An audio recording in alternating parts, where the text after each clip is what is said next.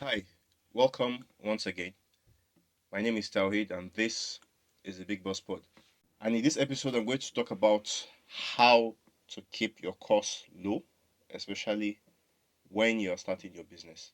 In the beginning, as you lay the foundations of your business, you need to ensure that your costs are as low as possible. You are not in business, especially in the early stages, to impress anybody. You're in business to stay in business and to grow. So when the foundation is, well, not rock solid, then you know that whatever building you erect on top of it is going to be um, probably imbalanced or shaky, or it has a potential to collapse. And that is not why we're in business.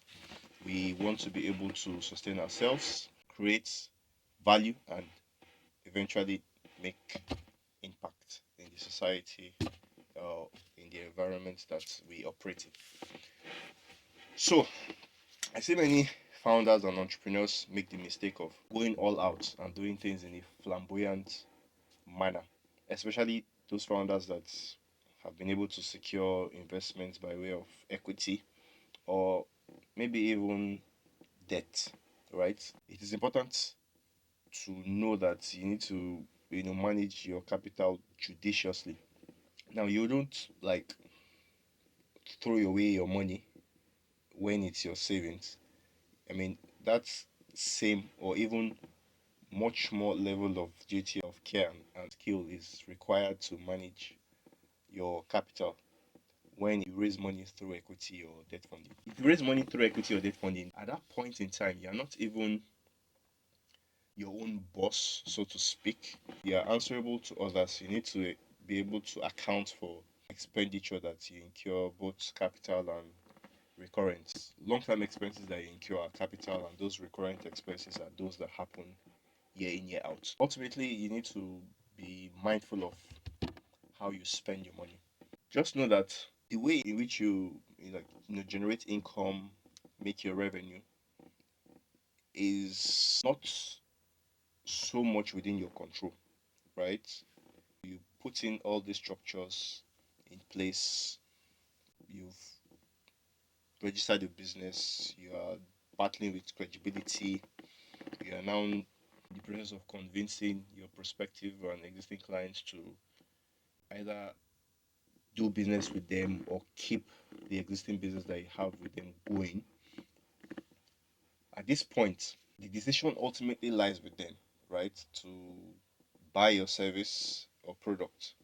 However, once monies have come into your business, maybe through your customers or you've got your capital that you're managing, that is much more within your control. So, how you spend it is your business. You have no one else to hold accountable than yourself. So it's very important to ensure that you keep your costs low because by doing so, you're extending your runway. Some founders raise up to $2 million, for instance, and it's big and small money depending on the perspective and how you actually manage it. Some founders can incur expenses and within 12 months that money is gone, and others can extend that for up to 36 months or less or more, depending on what your business priorities are. You can never get it wrong, in my opinion, when you keep your costs low because you are controlling it, you are managing it, and you are ensuring that your likelihood of survival in business is far greater than the industry standard. There is a metric that most businesses do not even live up to 5 years, right? So the odds are already stacked up against you, and there are so many numerous factors that can affect one business that influence businesses that get them to eventually shut down. Not even really be from the mistakes that you as an entrepreneur, a business owner may make, because trust me, you are going to make lots of mistakes. The most important thing is for you to learn from them, pick yourself back up once you've been knocked down, and then move on. So that's another key aspect of managing your business and keeping your costs low. So like I alluded to in the previous episode, you rent or get your first office space, you buy the most luxurious furniture. For what? For who? Who do you want to impress? Is your business the kind of business in which clients come in the process of trying to get a contract? Do you have visitors coming to your office to see where you're at and the kind of environment, the way your office looks? In my previous place of employment, for instance, throughout the year, I mean, I could count the number of visitors that we get on my fingertips. Right? So, what then is the reason or purpose of beautifying your office in a manner that will break the bank? Right? You need to really, set your priorities right, because ultimately it's not like customers do not really care about how you look or how you package yourself, your business premises. That's not the most important to them. They really want to be treated well. How do you make them feel in the service that you render to them or the products that you deliver? That's the most important. And you don't need your office to look beautiful to render excellent customer service or supply the highest of quality in your products. So why then do some entrepreneurs really think that customers are so concerned about how you look, your office space um, looks like? Just understand that for every expenditure that you incur, there are different levels to it. So it could be high, medium, and low. You need to always optimize for the lowest, and that's where negotiation skills come in. You need to ensure that you get the highest value for the lowest cost. That's another key aspect you need to look out for. You don't necessarily have to compromise on quality because you want to keep costs low. I mean, there is also the penny wise, pounds foolish perspective to this. These are the bits of business that you need to really look out for. What are your priorities? Why are you in business?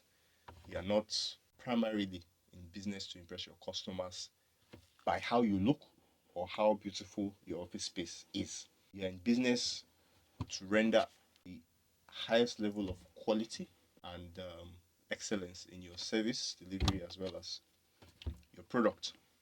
That's what you really need to consider. So, all the factors that influence that positively is where you need to pay your attention to.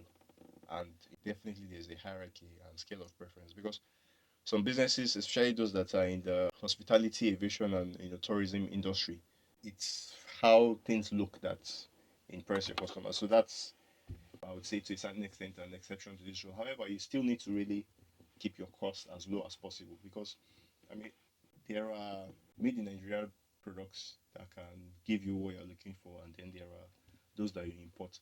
Importing goods is not even so much about the quality of it doesn't really define the quality.